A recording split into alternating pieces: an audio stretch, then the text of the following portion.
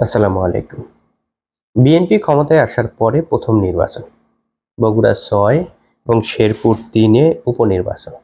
BNP প্রথম এই নির্বাচনেই তার ক্ষমতার ব্যবহার করেছে।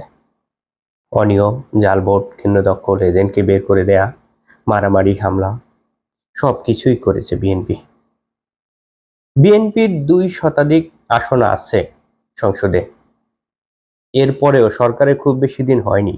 এই মুহূর্তেই কি এই ক্ষমতার ব্যবহারটা দরকার ছিল? এর মধ্যে বগুড়ার মতো জায়গায় উপনির্বাচনে জামাত জেতার চেষ্টা করবে না। থাকতো শুধুমাত্র শেরপুর ৩। শেরপুর ৩ শুধুমাত্র এই একটা আসনের লোক বিএনপি ছাড়তে পারল না।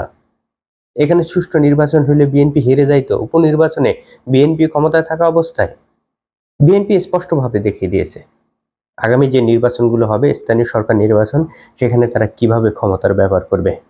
বিএনপিকে নিয়ে যখন আলোচনা করা হয় নির্বাচন কেন্দ্রিক, সবাই একটা উদাহরণ দেয়, সেটি হলো মাগুরার উপনির্বাচন। সেই মাগুরার উপনির্বাচন ক্ষমতায় এসে আবার উপহার দিয়েছে বিএনপি। মাগুরার উপনির্বাচনকে এক্সাম্পল হিসেবে ব্যবহার করে।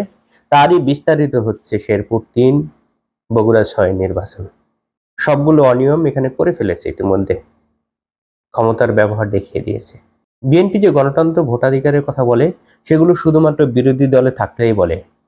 ক্ষমতায় যাওয়ার পরে তারা একদিকে যেমন ভোট কেন্দ্র দখল করে, মানুষের ভোটাধিকার হরণ করে, অন্যদিকে নিজেদের ক্ষমতা ব্যবহার করে বিভিন্ন স্থানীয় সরকারগুলোতে নিজেদের লোক বসিয়েছে, সিটি কর্পোরেশনগুলোতে বসিয়েছে, জেলা পরিষদগুলোতেও বসিয়েছে।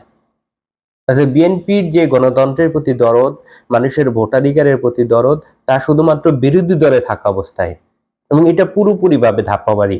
বিএনপি গণতন্ত্রে বিশ্বাস করে না, ভোটাধিকারে বিশ্বাস করে না, সুষ্ঠু নির্বাচনে বিশ্বাস করে না। সুষ্ঠু নির্বাচনে যদি বিশ্বাস করত, ক্ষমতায় আসার ২ মাসের কম সময়ের মধ্যে যে উপনির্বাচন হচ্ছে, সেখানে তারা ক্ষমতার ব্যবহার করতো না, কেন্দ্র দখল, জাল ভোট, এজেন্টকে বের করে দেওয়া, হামলা, এগুলো করতো না। সুষ্ঠু নির্বাচন হতে দিত, মানুষকে ভোট দিতে দিত। কিন্তু বিএনপি সেটা করেনি, এক্সাম্পল তৈরি করেছে। জি বিএনপি, জি তারেক রহমান।